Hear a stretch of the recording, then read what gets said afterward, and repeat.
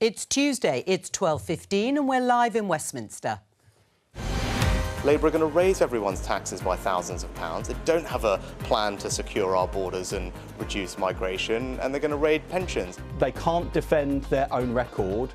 They will just lie about Labour and lie about Labour's plans, and I think it's time for the circus in Downing Street to come to an end. With less than 48 hours until polls open, the two biggest parties deliver their core messages. Does it matter what class of people are running Britain? Shadow Foreign Secretary David Lammy thinks it does. I own a jazz vinyl record business with my partner. Post-Brexit, we have lost 90% of our business with Europe. How can we mend our broken trading relationship with Europe? Brexit came up at last week's debate, but why haven't politicians wanted to talk about it much in this campaign? Joining us today, former Attorney-General Conservative Sir Geoffrey Cox, Shadow Education Secretary Bridget Phillipson, Liberal Democrat Layla Moran and former Conservative Government Advisor Salma Shah. This is Politics Live, Election 2024.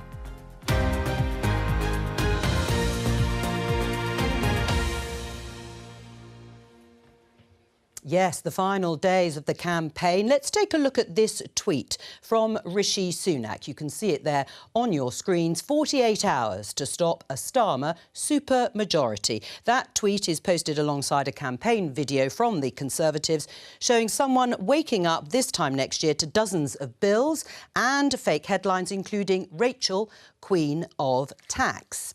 This is from the Labour Party. It says the Liz Truss takeover. Jonathan Ashworth, Shadow Cabinet Minister, yesterday said vote for Rishi Sunak on Thursday, get Liz Truss 2.0 on Friday. And this is from the Liberal Democrats. If you're tired of this, and you can fill with whatever word you'd like in your heads, vote Liberal Democrats this Thursday to end the sewage scandal. Does this kind of negative campaigning work and persuade voters, Salma? I think it certainly draws attention to certain messages that all parties are trying to push out. But look, this is not new. You know, you had William Hague, who used to go out on the step and talk about 24 hours to save the pound. So it's just a different medium that we're putting this in. I think, does it shift the dial as far as voters are concerned? I'm not sure it does, because we are talking about a serious breakdown of trust in politics. We're talking about very challenging, a context that's very challenging. And so I think there are a lot of people who might even be turned off by this kind of campaigning. Right. Well, the last time you were on the programme, Geoffrey Cox, you said that the UK was, or risked, sleepwalking into a one-party socialist state. Quite an arresting phrase, no doubt. Now we have the Prime Minister warning of a Starmer supermajority. But is it working? Is it actually changing people's minds? Well, I think the points that were being made on the social media that you were alluding to make serious questions, raise serious questions. What we've had from Labour is a submarine campaign informing us not what they won't do, but not what they will. There's only one good reason for doing that. They know that if they did tell us what they will do, we won't like it. We heard the other day from Keir Starmer that the definition of a working people were people without savings. I think that's a clear slipping of the mask. What that means is that if you've put some pennies aside, if you've looked out for your retirement, if you've saved up in order to leave your children something, Labour are coming for you. I don't think it's arguable. If you define working people, the people that you're going to protect, as people without savings, what does it say to the country? And that's what the Prime Minister was essentially saying. Bridget? Look, I'm afraid we've already started to drift into a lot of the negativity I think we've had from the Conservatives during this campaign, making all kinds of baseless accusations about Labour's plans. We've set out our plans in our manifesto with a real sense of how we will fund them, how we have costed them, unlike the Conservatives who've got this wish list of unfunded commitments. But coming back to where we started in terms of the serious point about what campaigns are doing as we enter the kind of final phase, our message to voters is that whatever the Conservatives say, whatever the polls point to, the only way you can be confident that you see change on the 4th of July is to go out and vote for it and to vote Labour. Right. The alternative is that we wake up to another 5 years of all of the chaos and division that we've had in recent times. I think our country deserves a lot better. I think we can be a lot better. And I have a real sense of optimism about the change that Labour can bring, but only if people go out and vote for it. So why then put on your social media the Liz Truss takeover? She's a previous Conservative Prime Minister, not the one that is going to be Prime Minister if the Conservatives win. 2 points. One, she's still a Conservative candidate in this election, which I find, frankly, absolutely incredible. And two, the manifesto that they've set out is the worst excesses of what we saw under Liz Truss, an unfunded wish list that they have no way of funding, no means by which they'll pay it, and they'll do the same kind of damage next time that they've already inflicted on the country, with people paying more on their mortgages, paying more on their rent, stagnant wages and a real hit to living standards. That's the choice that's on offer. The alternative is a more responsible approach with Labour and sound economic finances. Jeffrey? Well, real wages are rising. The growth is the fastest in the G7. Inflation is down to target at 2%. I mean, these are just... It's all brilliant. This is the reiteration of a tired list of cliches, simply beginning with the word change. That's not a programme for government. What we know is that if you have any savings, if you've looked out for your retirement, if you want to leave your children something, Labour has not ruled out coming for you. And Keir Starmer has told us that a working person is a person without savings. Beware, they're coming for you. You see, look, I mean, there's a real sense, I think, that the Tories are just spent. And it says a lot that Sunak is touring Oxfordshire today. Places like where David Cameron and Boris Johnson used to be MPs are now not safe. And I'll just disagree with you a little bit there, because if you want change, there are some constituencies, and you'll know where they are. They've got lots of yellow diamonds in them, where we are the challengers to the Tories, and we need Labour and Green voters to back us so we can get them out. And Oxfordshire's one of those places. I do think it's extraordinary. And 2 hours, you know, we're talking about the sewage scandal, and your question was, does it change votes?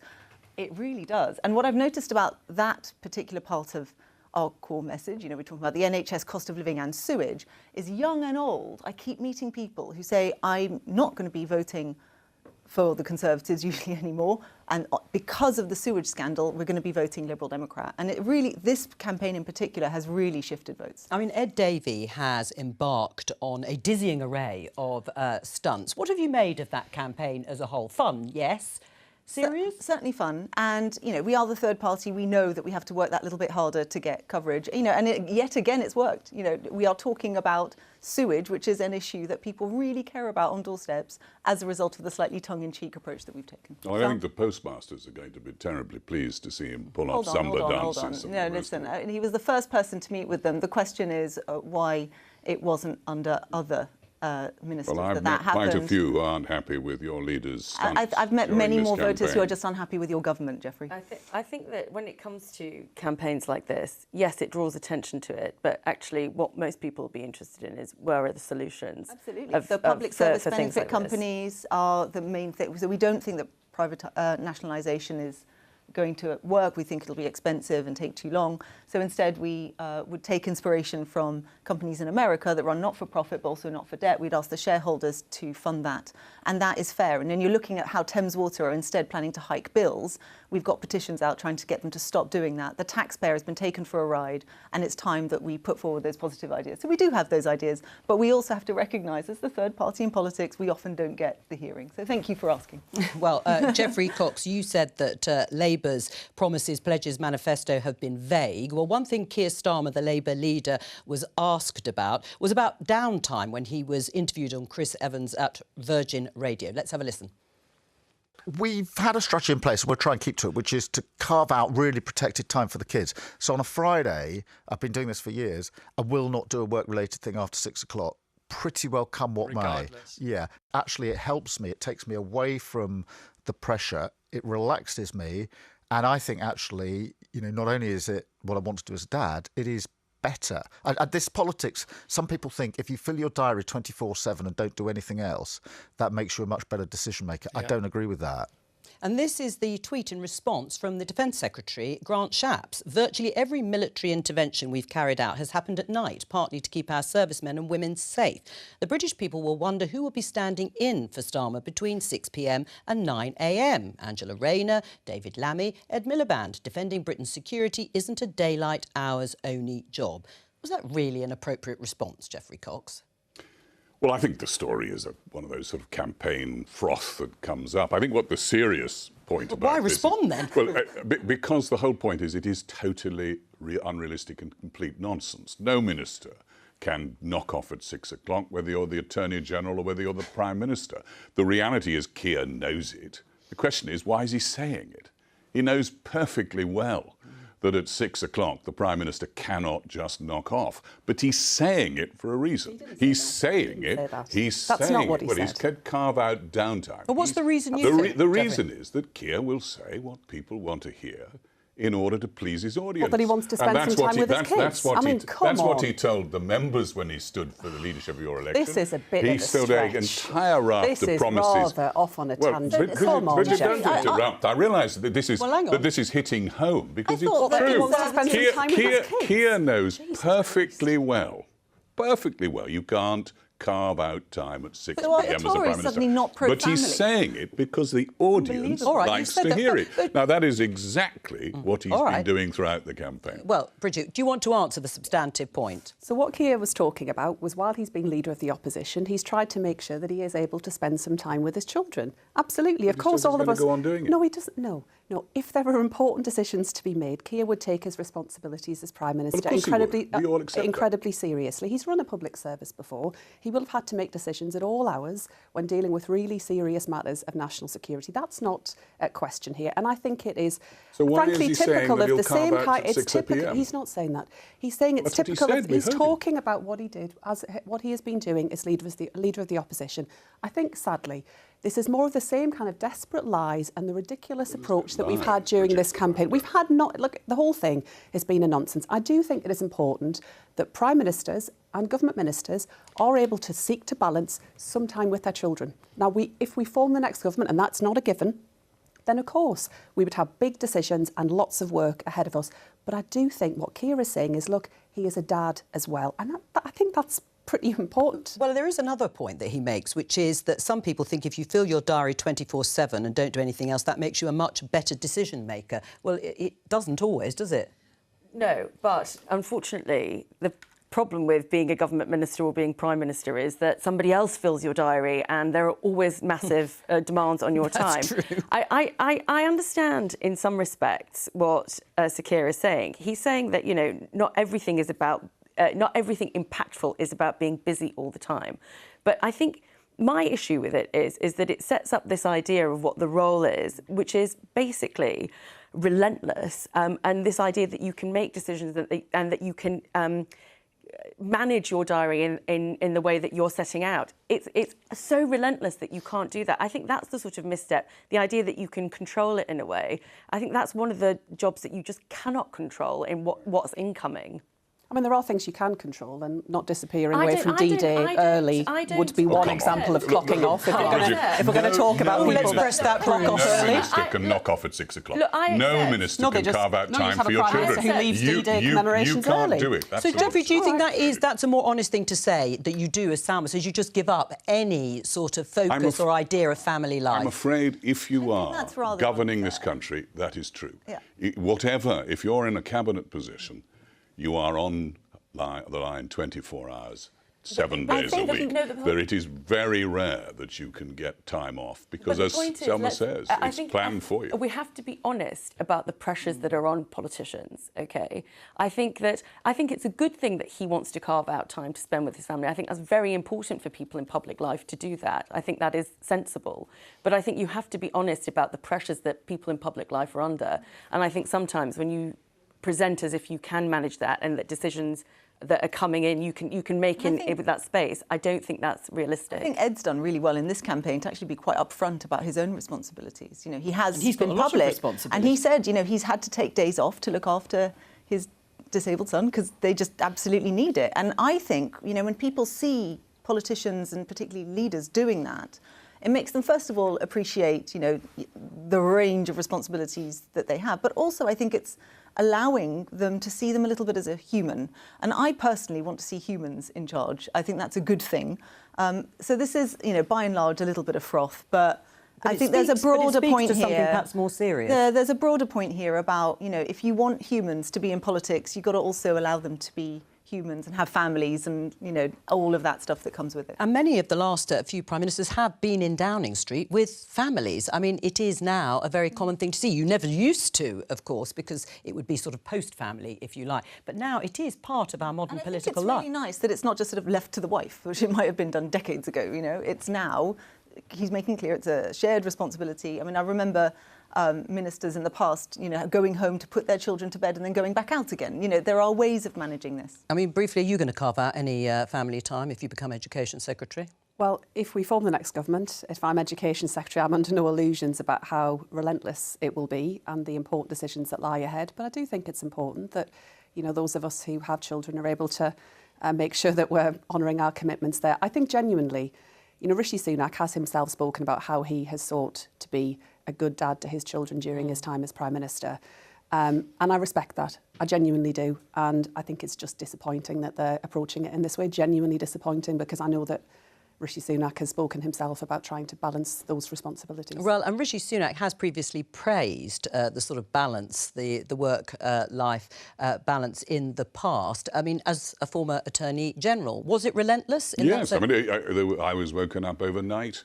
One had to drive to miles to bunkers where you could have an encrypted conversation in various establishments around the country, particularly in my constituency. I mean, you simply can't, I'm afraid, plan to carve out time. And I think Keir knows that.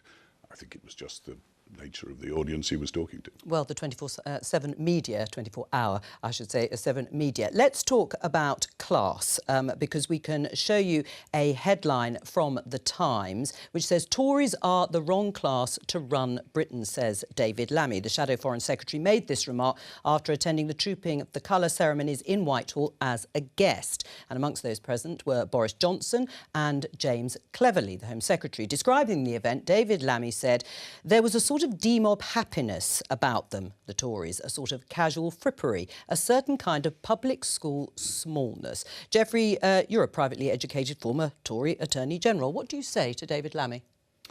Well, I say that's, I'm afraid, in the DNA of this Labour Party. It is to enact and believe that we should govern along class lines and that somehow or other you're disqualified because of your upbringing or your schooling from playing a role in the government of this country. I think it's regrettable, but I think it demonstrates the visceral instincts of this Labour Party, and I think that's the worry, and that's why the warnings are being issued. This is probably the most left-wing Labour Party we've seen in a long time.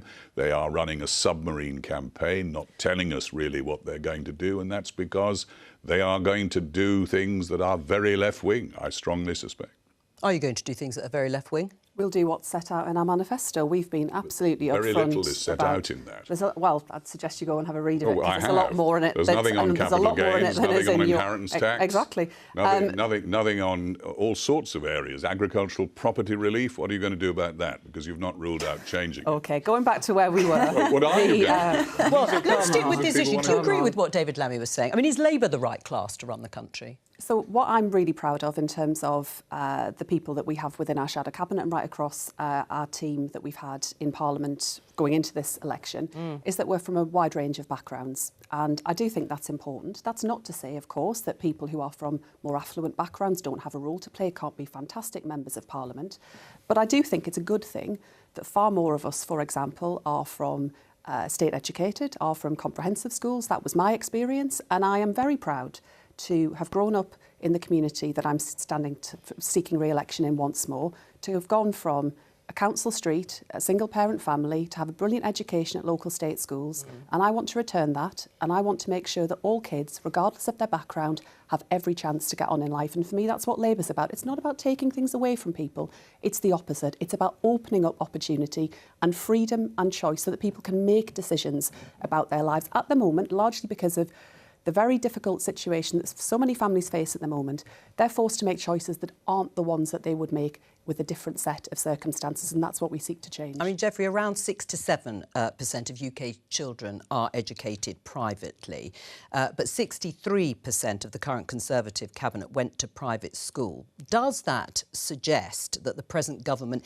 is in a different place, a different class to where the majority of the public are? Well, no, because it's a cliche to suggest that because you go to private school, your parents are rich. This is the vicious nature of what is proposed by putting 20% VAT on educational charities who provide schooling to many people from striving backgrounds. My own family hadn't any money. My father was an army officer, and the only reason I was educated privately is because the army paid for it, because he was posted around the world.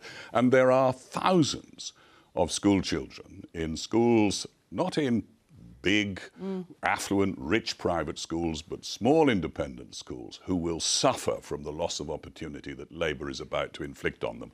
Thousands of them. Because of a class war that David Lammy allowed the mask to slip on just now. Okay. The reality is that Labour wants to go after it because it is a mackerel to throw to its left-wing seal, just as so many policies we shall see over the coming months. Is your manifesto pledge to end private schools' VAT exemption an attack on aspiration? No, I think it's deeply insulting to suggest that the only parents who have aspiration and ambition for their children are those who can afford to pay for a private education. That's a ludicrous suggestion that I did. And I respect the rights of parents to choose to educate their children privately. I just believe our state schools need more teachers and more support, more than private schools deserve tax breaks. But your policy are going to take tens of thousands of people who are at the moment striving, making sacrifices, made choices in their lives to prioritise the education of those children. You are going to pluck them from their schools.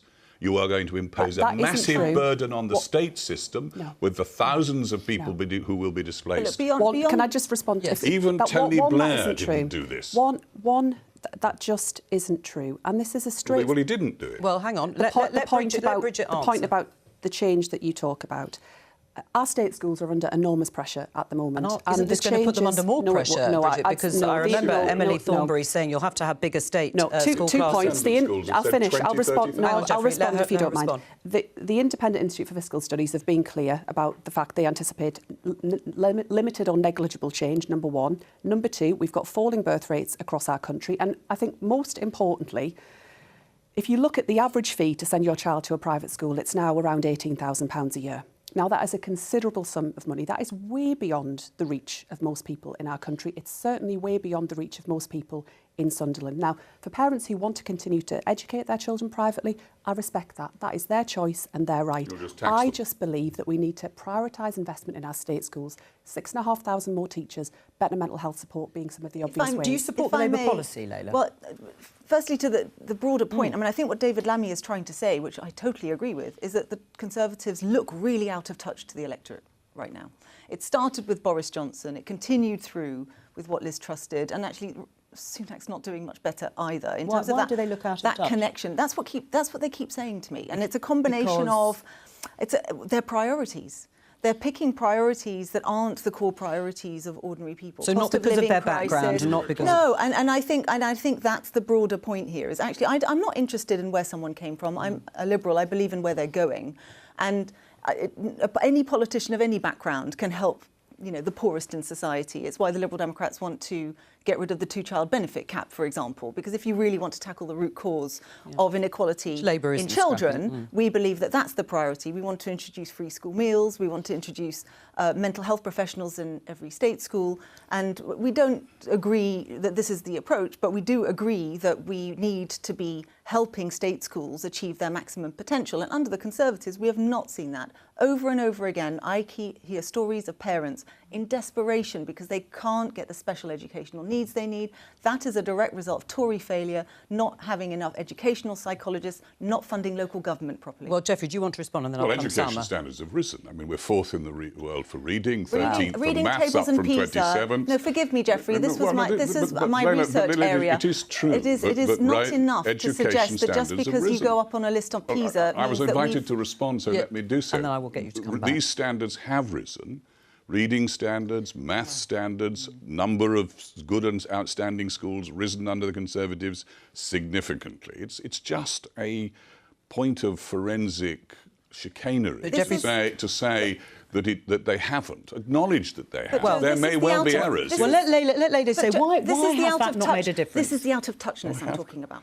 So I was doing student hustings in my local comprehensive, and there was literally a massive hole in the ceiling. You know, the teachers are on their knees. This is what I mean by out of touch. And we do need to accept that there are issues in our state schools, and our approach would be to fund above inflation for the course of the Parliament. But in terms of, you know, that partnership between private schools and state schools, that does need looking at, we think. And the way we would like to approach it is where there is a school with charitable status, that they are asked to prove that they really deserve it. I'll give you an example. So there was a school I'm aware of who refused to let the local comprehensive use their football pitches because it would ruin the turf. What would you do as a sanction? Take away their charitable status? Well, it needs to be clearer bars that they need to reach, and the Charity Commission needs to step in where they're not doing it. There are examples, by the way, of extremely good partnership working. OX14 partnership in Abingdon's a good example. The state schools and the local private schools working very closely together. All right, let me just take Salma back to the beginning. What did you make of David Lammy's remarks, first of all, in terms of the Tories being the wrong class to run Britain because they're out of touch? Well, I find that slightly distasteful,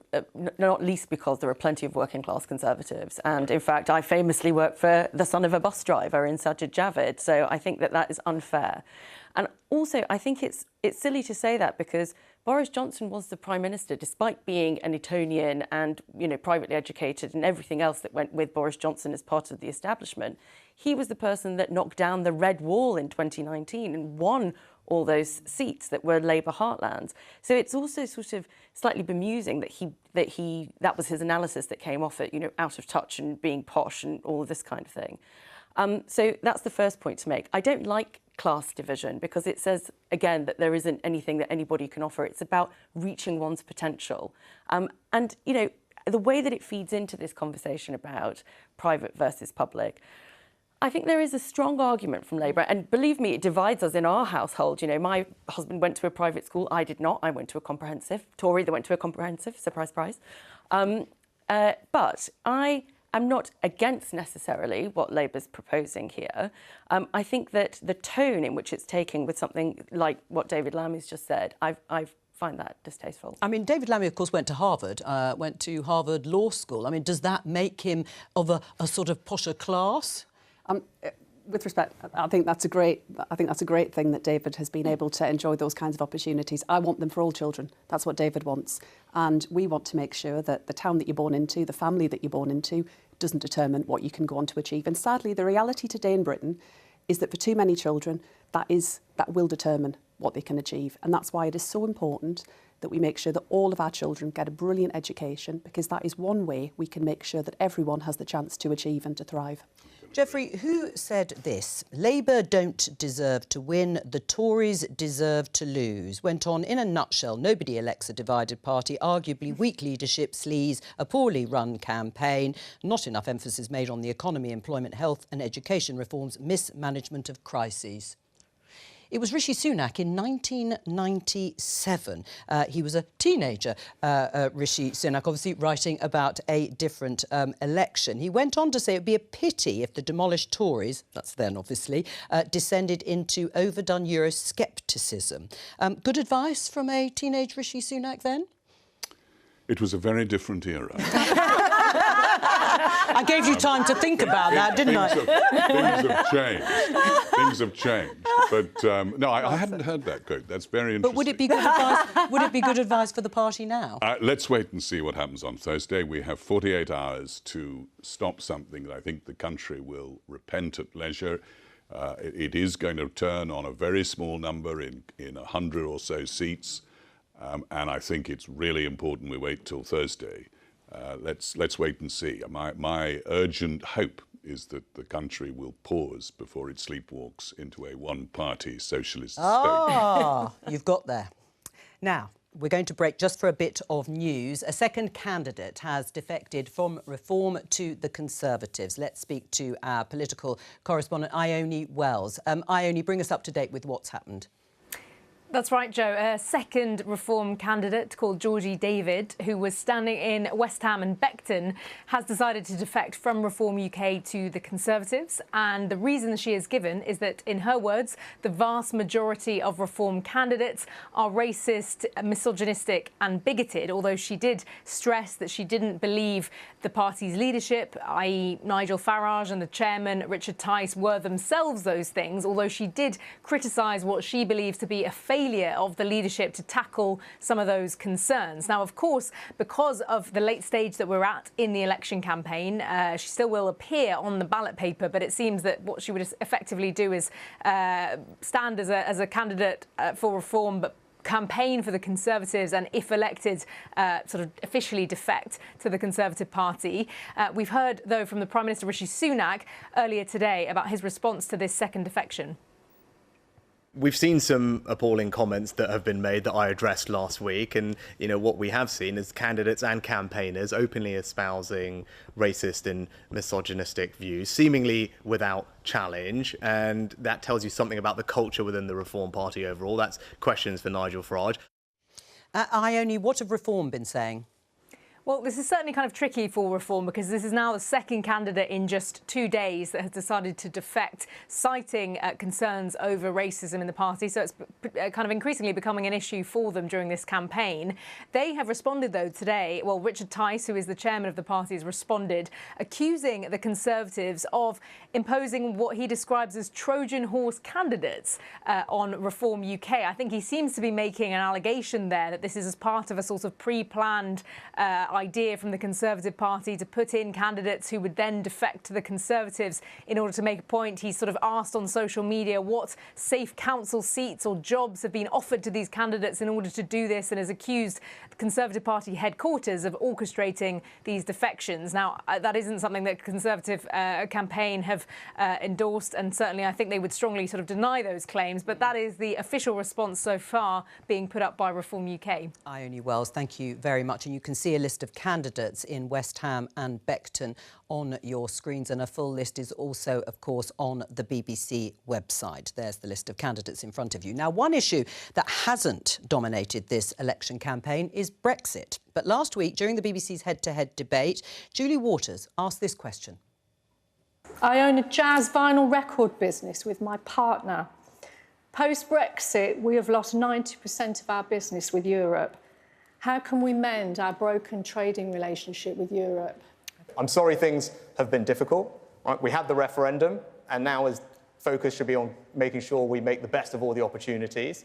In an economy-wide sense, we're actually doing very well now at exporting around the world. I did vote to remain. I campaigned to remain, but we left. We've left the EU. We're not going back to the EU. But I do not accept that we can't get a better deal than the one that we've got.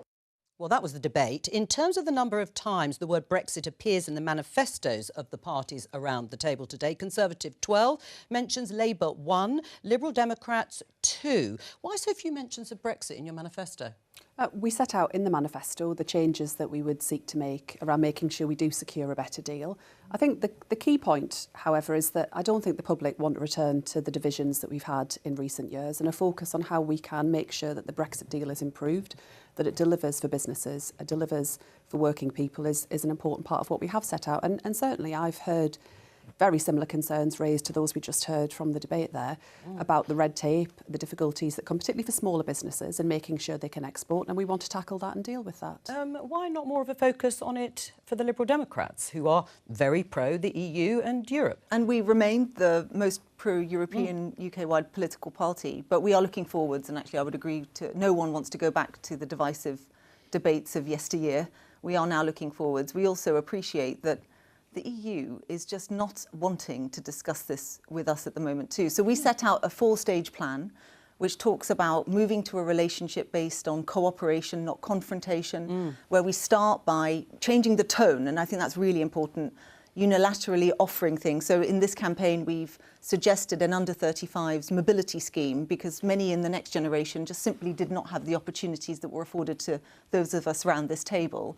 And that would be a start. It's a real change in tone. You're not going to achieve any renegotiation of withdrawal agreements that have gone so badly wrong for farmers, for the businesses, for hospitality, unless you change the tone. And that's what we're focused on. What's wrong with that, Jeffrey? With what? With what Layla's just said. I'm not sure I could discern it very much, but other than marshmallow cliché. I mean, the reality is that the Liberal Democratic Party is committed to rejoining the single market and committed to reversing the decision that was taken of the British people in 2016. Labour is staying quiet about it, even though its leader was the probably main architect of the attempt to block Brexit in 2019 and a clear objective to aim for a second referendum and overturning the 2016 decision. So there are all kinds of reasons. Well, it's interesting, though, that, Jeffrey, the polling evidence is many voters have changed their minds about Brexit. According to the latest polling, 58% of people think it was wrong to leave the EU, compared to 31%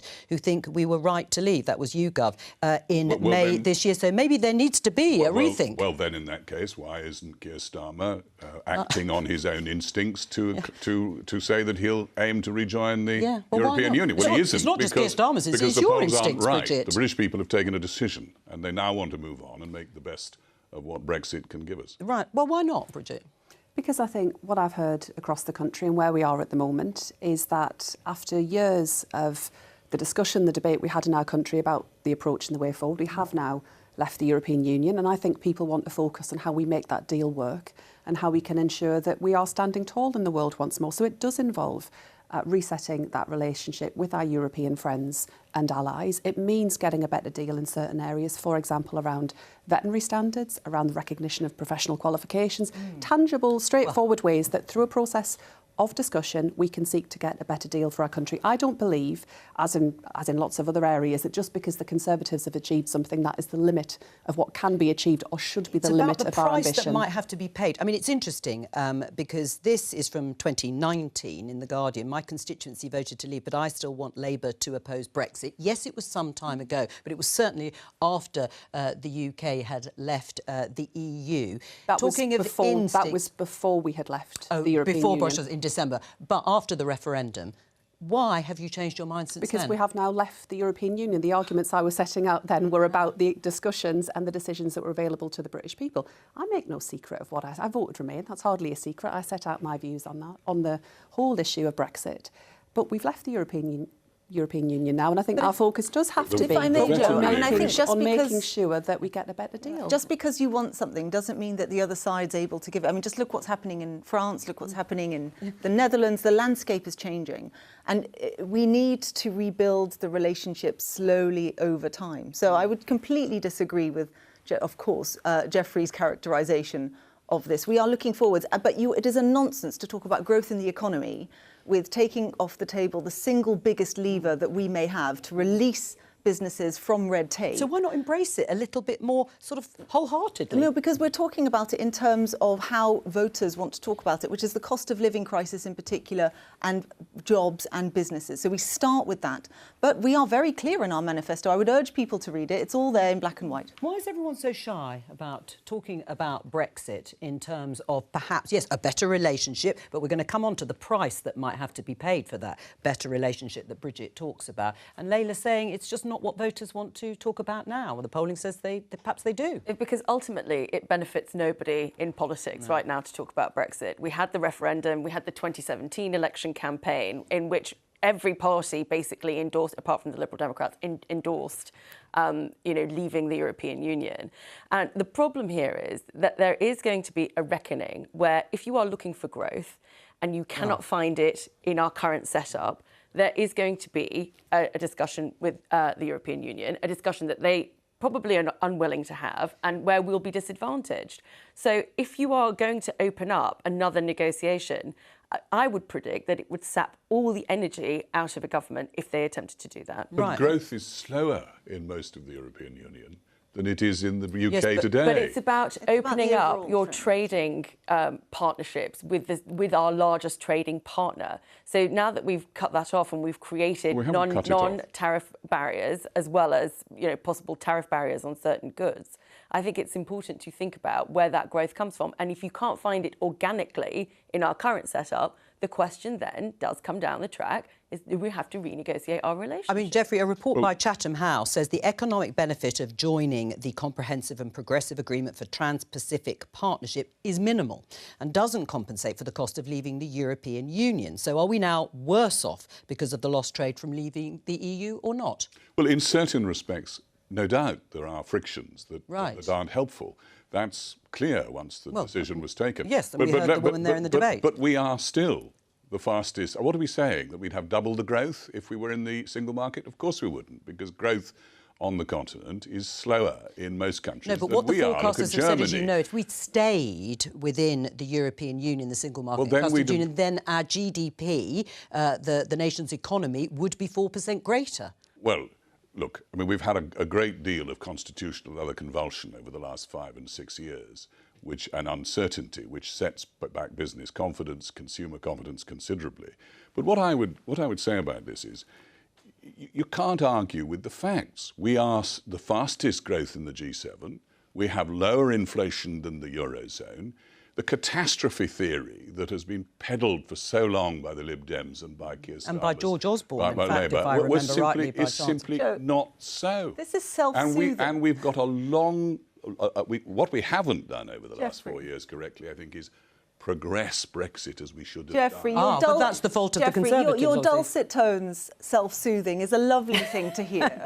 But I'm sorry to tell you that it's just simply not the experience of businesses in this country, and you well know it. Some businesses, there is a lot. I agree. Well, businesses, but also, may I just point out farmers? I mean, I was in the southwest recently, and I'm struck by, firstly, how many of them felt they were sold down the river with the Australia and New Zealand deal and now are no longer voting Conservatives. In fact, I know one took down the Conservative signs all over their field and replaced it with Lib Dem ones because they recognise that we're on their side now and not you. Right. Well, Leila, I've found plenty of people doing exactly the opposite thing in my constituency as well. So we can exchange the anecdotes. What I would say about this is, if you're going to have a closer relationship with the European Union on a veterinary agreement, it's not just a veterinary agreement. It will mean us signing up to prescriptive rules policed by the European Court of Justice on a whole range of sanitary and phytosanitary goods. That's true, isn't it? You are essentially rejoining the market by stealth. Well, it's true, but what's wrong with that, Bridget? Under Labour. At every point, we will put the British national interest first. That's why we have then said... you won't get a better deal, to quote you. I just do not believe, fundamentally, that the deal the Conservatives negotiated should, one, be the limit of our ambition, or two, is the best that can be achieved. And I would just say, on the wider question, and in terms of what Jeffrey was just saying there, this suggestion somehow that people have never had it so good, isn't everything wonderful, the economy's growing, inflation's brilliant, will be so far removed from what people experience day to day. And after 14 years of all of this, We've had a pandemic, Bridget. Right, but Bridget, can I just put... Hang on. Don't patronise me. Hang on. Let me just put to you the headline in the Telegraph. No Brexit renegotiation without free movement, warns Barnier, who negotiated the original treaty. Former deal negotiator insists EU would block cherry-picking from single markets amid Labour's plan to ease trade restrictions. There it is, clear in black and white. You will have to give... Now, that may be the right thing to do, but you will have to give ground on free movement in some way and on oversight from the European Court of Justice. If Labour forms the next government, and I just say that is not settled, and if people want that, they have to vote for it. Thank you for reminding our viewers. Then there will be no return to freedom of movement. We have been absolutely categorical on that point. That will not be up for discussion. And not a youth mobility scheme of any sort? No, we're not discussing that either. Right, and what about oversight of the European Court of Justice then when it comes to easing trade? There needs to be mechanisms put in place so that we can resolve disputes. That has always been the case. I mean, Leila, interestingly, in Ed Davies' interview with my colleague Nick Robinson, he said there is some appetite for a deal where you wouldn't have to sacrifice as much. He said his counterpart in Germany said as much to him. Indeed. We've been doing some work over the last few years trying to find partners within our European cousins who would be able to work with us on this. But we have to be honest, as much as we are wanting to be at the heart of Europe, again, much as I may want it, doesn't mean it's going to happen.